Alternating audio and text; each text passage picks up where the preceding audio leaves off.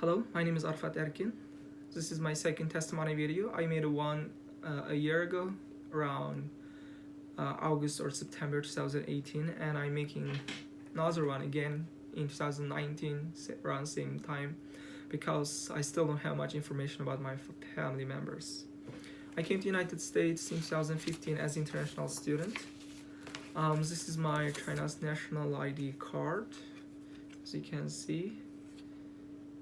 And this is my I-20. I came here for my university degree, and I have been here since in university since I came here.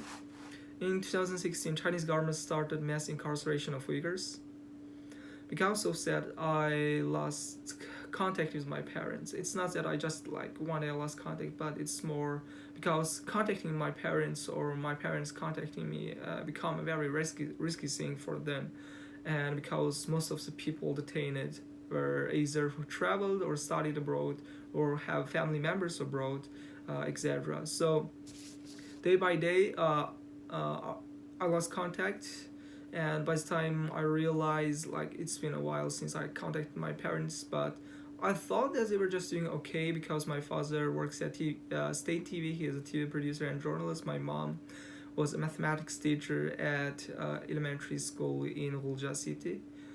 I thought they were just doing okay. They were just busy with their lives, just too afraid to contact me, and I was also too afraid to contact my parents.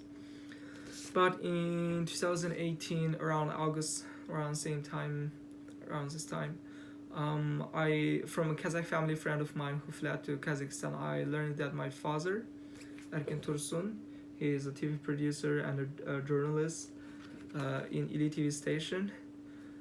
He got arrested and very quickly sentenced to prison. And my mom, Gulnar Pilet, mathematics teacher at Ili Yining Uljan number 5 elementary school. I heard that she was detained way before my father. She was detained around the end of 2017. I don't know if it's November or December, but I heard that she was detained around the end of 2017 to a concentration camp, and my father is detained to just directly sent to prison. I also heard that my other relatives, including my cousin Ilzat Ghini, he's like just like me. He is a student studied abroad in beginning of 2017 because of many pressures from the Chinese government asking him to return, and he returned because of his girlfriend wanted him to go back, and he went back, and I heard that he got sentenced to 15 years prison. And my grandfather's brother, Abdüşkür Hacim, or Abdüşkür Ablis, he's a businessman, and he's also well known. I heard that he was detained, and he was detained a day before his neck surgery. He was hospitalized at the time. He was going to have his neck surgery, but I heard that he was detained, and since then there is no information since 2017.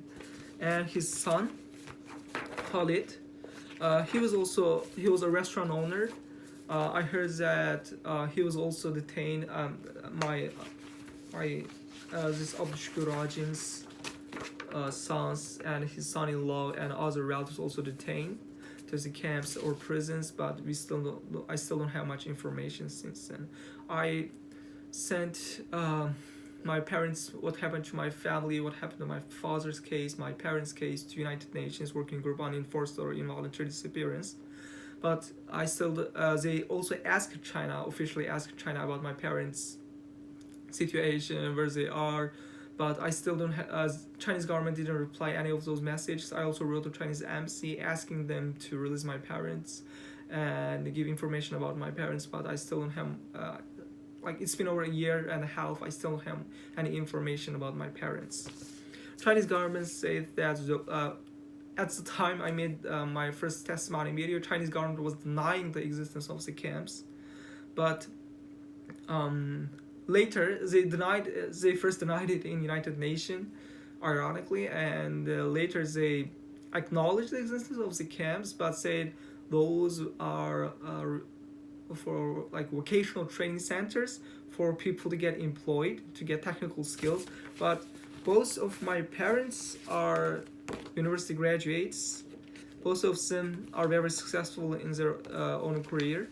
My father is won many awards, like including regional and national awards, even by Chinese government, for his works as a journalist and a TV producer. Um, my mom is a very simple mathematics teacher. She doesn't need any employment. Both of them have been working for their my father, in my father's case, Ili TV station. For my mom's case, Hulja number 5 elementary school, for like over 25 or 30 years, since early 90s. And they don't need any education or technical training. And later Chinese government is also like, Chinese government has been like changing their how they're phrasing it. Like they're now like, sometimes they're saying it's for like religious extremists. But as you can see, my parents, my mom doesn't even have headscarf. Because she's a mathematics teacher at this school, they're not allowed to like do all those things. And Chinese government saying those are like sometimes they even say that those camps are for like teaching Chinese. But both of my parents like fluent in Mandarin. My mom even teaches since China eliminated Uyghur language in schools in 2009. My mom have been teaching her old classes in Mandarin, so she doesn't need any education, including my father. I hope United States and other governments to pressure Chinese government to release my parents, and I also hope Chinese government to release my father, my parents. I heard that my mom might have been released around like February or March or April of this year 2019.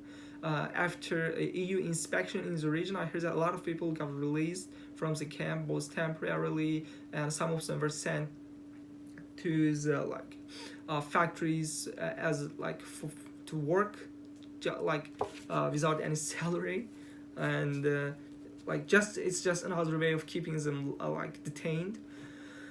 And yeah, but I still, it's been over 6 months. I still couldn't confirm this news because I called both of my parents' phone numbers. It's saying that my parents' phone numbers doesn't exist. 空号 which means in Chinese like empty number.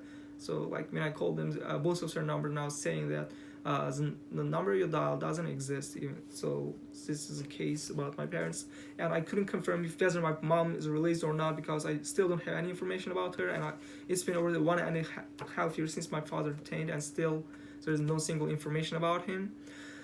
I hope Chinese government to release my family members immediately, and I also hope international community can do something to stop this cultural genocide against Uyghur people. 3 million people already detained into concentration camps.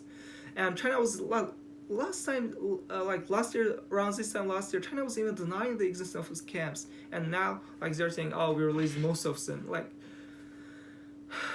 How, I don't know how to phrase it, but I really hope international community to do something to stop this cultural genocide in 21st century.